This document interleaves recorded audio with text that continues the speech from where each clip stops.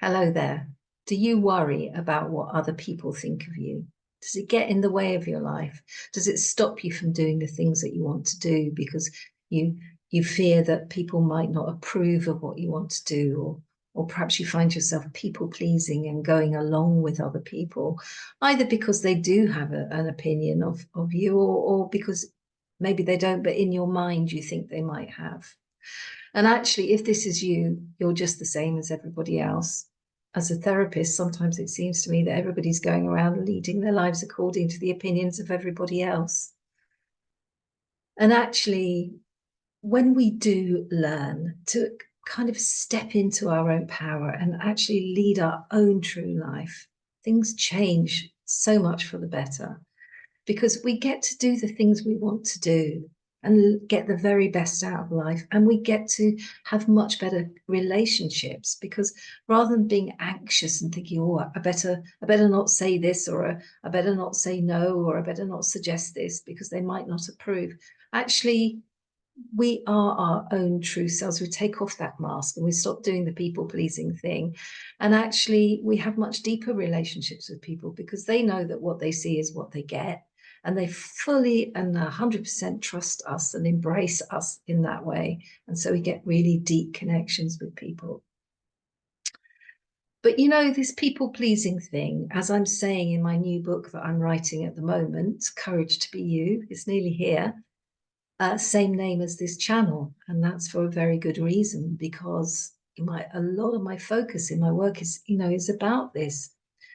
And in that book, what I say, I'll put a link below, by the way, because you can sign up to get some extra goodies with it and to be informed when the book's out. But in that book, what I'm saying is that, this people pleasing thing that we do, it's normal, it's natural. There's no reason to be cross with ourselves about it, because we learn to do that in the kind of the first phase of life. We get born into this world, and we get brought up by the big people, as I call them, because we're little, so they seem big to us, and everything that they say and do really matters a lot, and they have a big influence on us, and they want to take care of us for the most part, and so they guide us, and maybe they tell us about what's appropriate in society, what manners are. Maybe they get stressed and cross with us if we don't behave. And so we get these constant messages from those people about how we should be, and how other people think of us really matters. And sometimes, for some of us, we didn't have the best parenting because our parents just didn't have the skills. For whatever reason, they weren't able to. Sometimes we had great parents, but they still had stress and off days, and they were trying to take care of us and make sure that things were okay. And so we couldn't help but learn these messages. And then, of course, we go out into the world, and those messages get reinforced at school and in society and with each other. So this people-pleasing thing and worrying about what other people think of you is kind of normal, but that's the first phase of life. And actually, it's really great if we can then grow and evolve into another phase of life. And that phase is when we let go of all that stuff that we learned as kids, which actually worked very well then. It got us our cuddles and our validation and our love from our parents and the teachers and all those people that mattered. It got us all that, positive stuff from them. So it worked really well. It doesn't work so much now, and that's the point. It's about saying, well, that did work then, but it doesn't work now, because now it means that I'm not getting the best out of life because I'm too worried about what other people think of me. I'm not having great relationships because I'm sort of maybe giving up my time and my energy and sort of drowning in the needs of what everybody else wants me to do, and never really prioritizing myself, and never really having great relationships then because maybe I'm a bit resentful or I'm stressed. So it's time now to move into that phase, that next phase of life, where we can show up as our own true selves. We can do that at any age, any time. Some people never do it, but it's good if you can. It's good if you can get past that I'm worried about what other people think of me phase. There's different ways to do that, and there's loads of stuff about that in the book. In this video, I'm going to share some of it, and I'll be sharing some of it in future videos. And if you look at the other videos on the channel, you'll see that it's in there as well. But let's just think about this for a minute, because when we compare ourselves to other people, we're kind of saying, well, we're all the same and they must be sort of better. They're a better version of me. But actually, we're all completely different. Just as you had your experiences as a child and growing up, and you learned certain things and you formed certain beliefs about life and how life should be, so they did too. And then they went out into the world and they had school and they had college and they had friends and they lived in different places, or had different experiences and different work environments. And so all of that has created their story of their life, just as you've had all those experiences that have created your story of your life. So there is no real comparison because it's different. And I often say it's a bit like apples and oranges. They're both fruit, but you can't really compare them, can you? If you tried to describe them and compare them, you couldn't really. All you'd be saying is, well, one's this way and one's that way.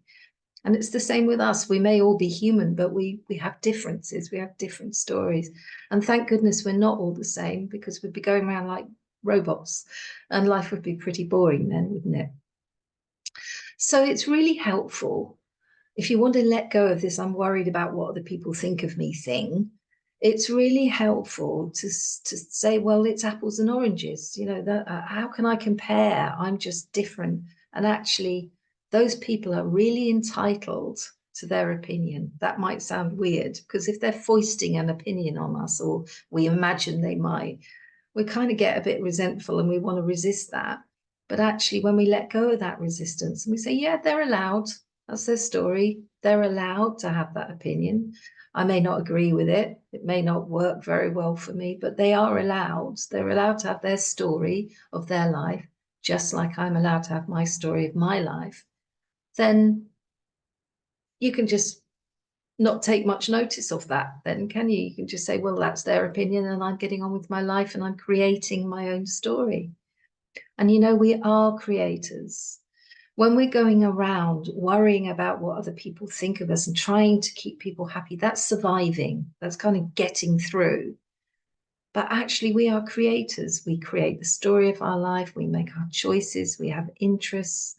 Everything in our life is a big story of creating. And actually, isn't it good to do that instead of just going around kind of not really creating your own life, but living your life through what somebody else has created for their idea of their story, and you're trying to sort of toe the line and go along with that? It doesn't really work. And when you think of it like that, it kind of makes it a lot easier to stop worrying about what they think of you. So it's a completely different story, isn't it?